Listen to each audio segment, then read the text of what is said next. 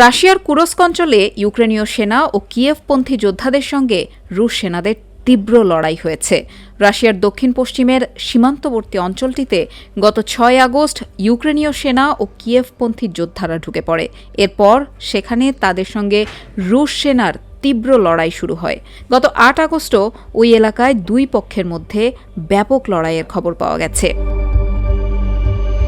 রাশিয়ার প্রতিরক্ষা মন্ত্রণালয় জানিয়েছে, ইউক্রেনের সেনা ও কিয়েভপন্থী যোদ্ধারা কুরস্ক অঞ্চলের ভেতরে ঢুকতে চেয়েছিল, কিন্তু রুশ সেনাদের প্রতিরোধের মুখে তাদের সেই চেষ্টা ব্যর্থ হয়। মস্কোর দাবি, ৭ আগস্ট তাদের সেনারা ইউক্রেনের ৭টি ট্যাঙ্ক, সেনা সদস্যের পরিবহনের ৮টি গাড়ি, ৩টি পদাতিক বাহিনীর গাড়ি, ৩১টি যুদ্ধ সংশ্লিষ্ট গাড়িসহ মোট ৫০টি সাঁজোয়া যান ধ্বংস করেছে। রাশিয়ার এসব দাবি নিয়ে এখন পর্যন্ত ইউক্রেন কোনো মন্তব্য করেনি। তবে মস্কো থেকে আল জাজিরার প্রতিবেদক জানান, কিয়েভপন্থী যোদ্ধারা কুরস্ক অঞ্চলের কয়েকটি গ্রাম এখনও দখল করে রেখেছেন।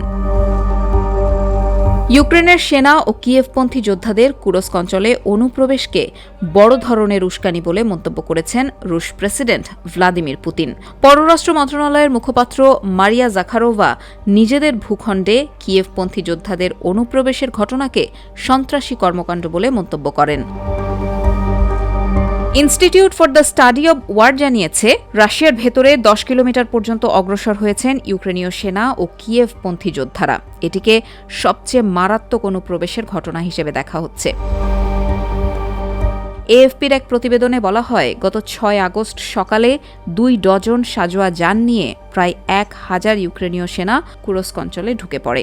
শুরুতে কোনো মন্তব্য না করলেও পরে অনুপ্রবেশকারী সেনা ও যোদ্ধাদের হটিয়ে দেওয়ার দাবি করে রাশিয়ার প্রতিরক্ষা মন্ত্রণালয়। যুক্তরাষ্ট্রভিত্তিক আইএসডব্লিউ সর্বশেষ পরিস্থিতির তথ্য দিয়ে জানায়, রুশ ভূখণ্ডের এই অভিযানে কুরস্ক প্রশাসনিক এলাকার প্রায় ১০ কিলোমিটার ভেতরে অগ্রসর হওয়ার বিষয়টি নিশ্চিত করেছে ইউক্রেনীয় বাহিনী।